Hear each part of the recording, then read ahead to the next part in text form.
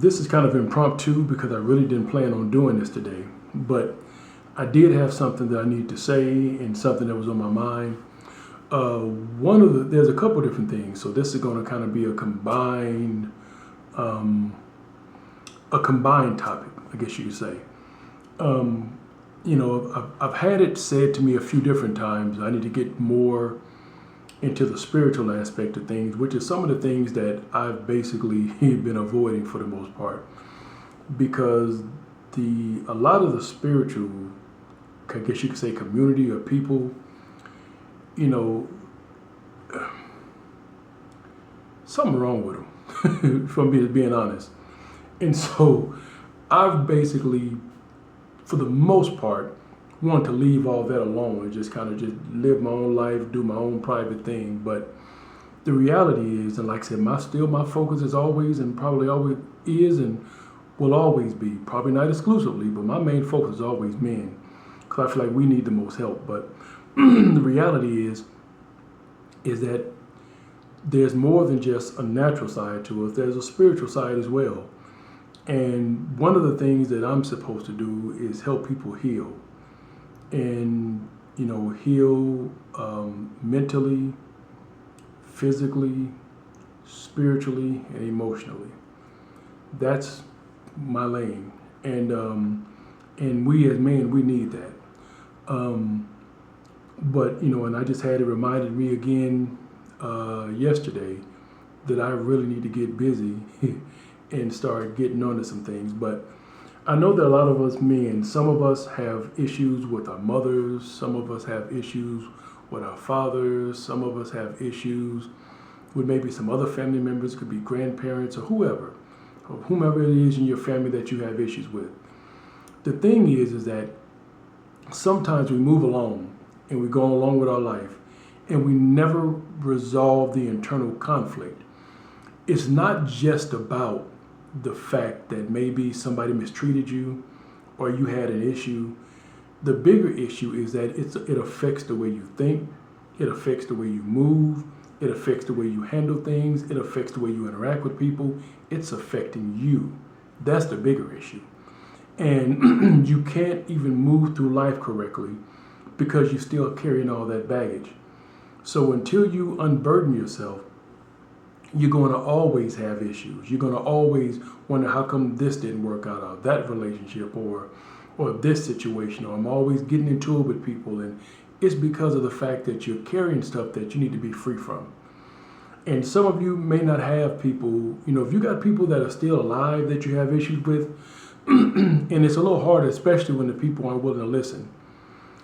I would say that the first thing you should try to do if they're still alive is try to have a conversation, and hopefully they'll hear you and understand what your issues are. And maybe you can reach some kind of resolve, if you can discuss those issues. If the person's still alive, where you can go and you can get you can, maybe if some things happened in the past, and some people you try to talk to, family or whatever, they're not open for it. They're not open to hear, they're not open to have those conversations. And even if you can't talk to the one that you need to be talking to, maybe there's another family member you can go and you can discuss the situation with. Sometimes you'll be surprised. You may have, your issue could be with your mother, or your issue could be with your father. But you can go talk to one of their sisters or aunt or uncle and have a conversation with them.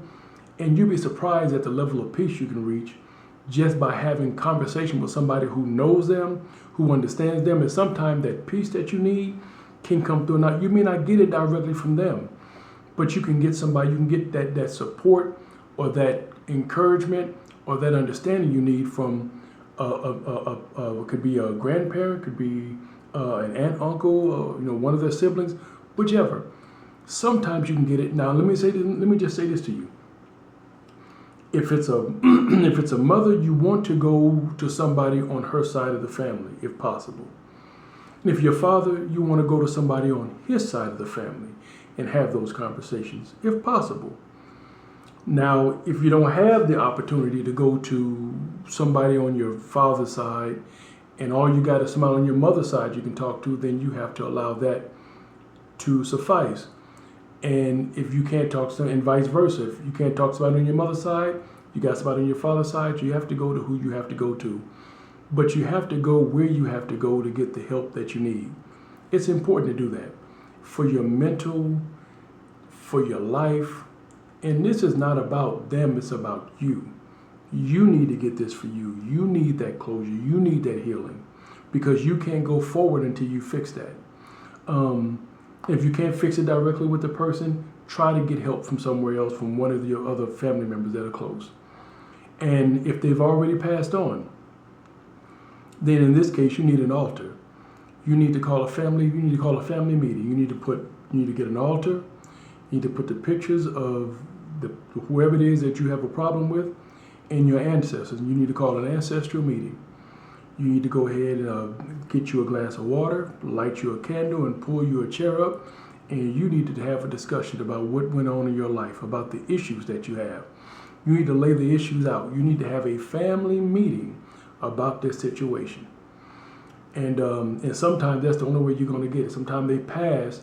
And see, I know a lot of times people have a tendency, and which is kind of weird to me.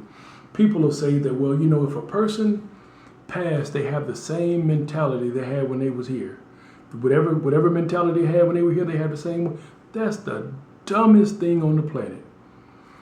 Once you cross over, you see, you know, and you experience things you've never experienced before. So the idea that somebody who's stuck on this side, in this 3D dimension, is going to have the same mentality and the same mindset that they had on that side is like the highest level of stupidity. You can't get much higher than that. You have reached the apex. You win the prize for being the dumbest person walking. Because once a person crosses over, what they see, what they know, their conscience expands. So you can't expect Uncle Joe that you knew walking around drunk. What do you think? He's on the other side with a bottle in his hand? You gotta use some common sense. You gotta use, I think about something that I was told growing up. You gotta use your head for more than a hat rack.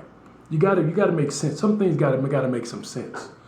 And I'm just coming to you real now. I'm talking to men, but we're gonna deal with the spiritual side of stuff. We're gonna come right down the middle with it. You gotta have some sense. You can't think. So when you talk to them on the other side, you're not talking to somebody with the same limited mentality and understanding that they had on this side. You're talking to somebody that is now enlightened. They may not have ascended, but they are enlightened. And these are conversations. Maybe the reason why they haven't ascended is because of the things they've done here. It may be your job to help them cross over. It may be your job to help them get there, to help heal yourself, so that in process of you healing yourself, praying for your family that no matter what they've done, getting that forgiveness, venerating them will help push them up. That is your job. But you need to get the closure, you need to get the healing, you need to get the help you need for you. Because while you're learning about you, you'll be surprised at the things that'll be revealed to you about maybe some things they were going through you didn't know about. It may get revealed to you when you pull up to that altar and have that family meeting. You may learn some things that you didn't know before.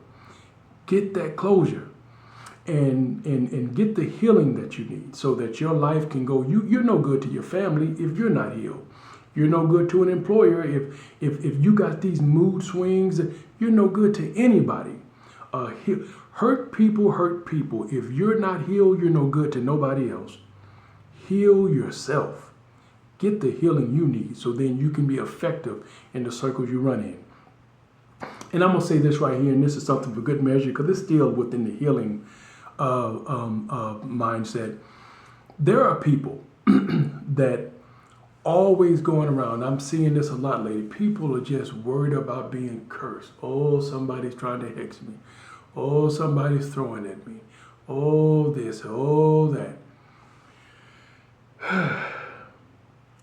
Let me say this to you. And I don't know any plainer way to say this, but if you are living the right kind of life and you are living an honorable life, you're not mistreating nobody, You're not downing nobody. You're not bothering nobody.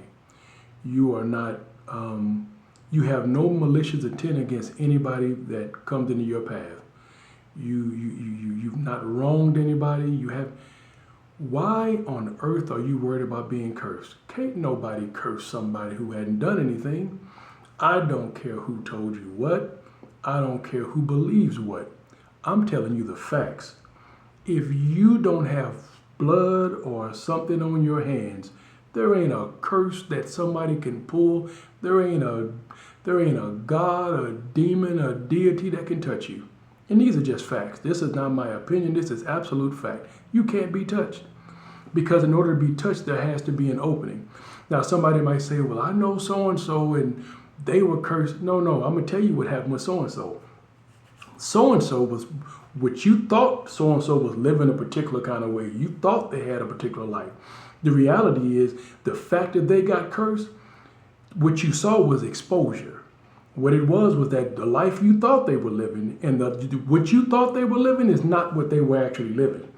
And the curse exposed them.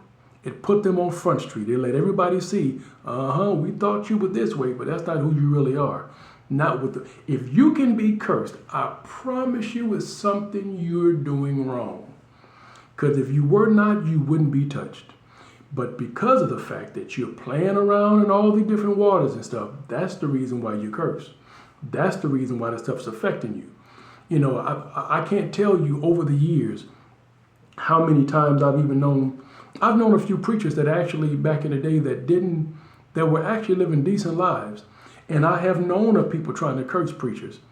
Now, I ain't talking about all preachers, I'm talking about certain ones. Man, people weren't thinking about them folks. And they went on about their life and they didn't break a toenail.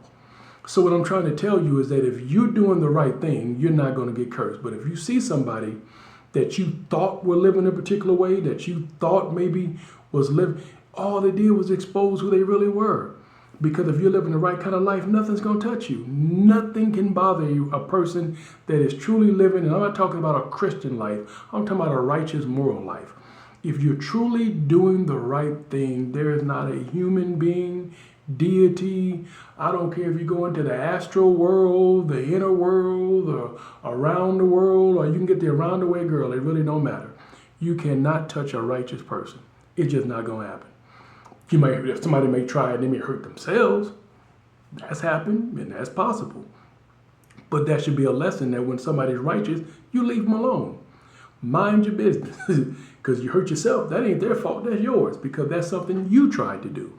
So some of these people go around with this spiritual psychosis or spiritual paranoia that, this we're going to, then do the right thing. That's all you got to do right. Somebody says, I got a curse on me. I tell you what, I got the perfect cure. I ain't got to light a candle.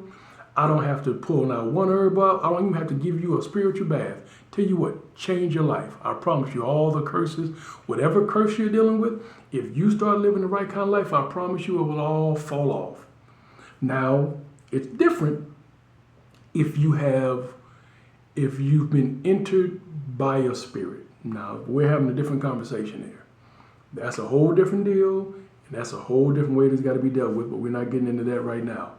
But if you're just feeling the effects of a curse, real simple, do the right thing and it'll fall off. Break the chains.